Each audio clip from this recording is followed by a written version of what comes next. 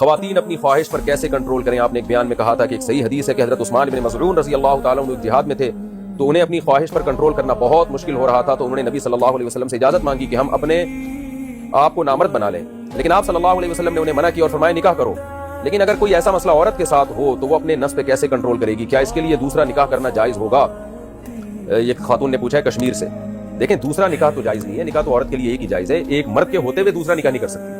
تو عورت کے لیے بھی یہی حکم ہے، کنواری لڑکی اگر خواہش پہ کنٹرول نہیں ہو رہا اس پر بھی نکاح واجب ہے، کوئی نکاح کا پیغام بھیجے تو فوراً نکاح کرے گا۔ اور اگر شادی کے باوجود اس کی تسکین نہیں ہو رہی ہے، جیسے شوہر ایک سال 1.5 سال کے لیے سفر پہ چلے جاتے ہیں بعض دفعہ، تو پھر شریعت میں مسئلہ یہ ہے کہ شوہر بیوی سے 4 مہینے سے زیادہ دور اس کی مرضی کے بغیر نہیں رہ سکتا، تو عورت کو چاہیے بات اپنے شوہر کے ساتھ شیئر کرے،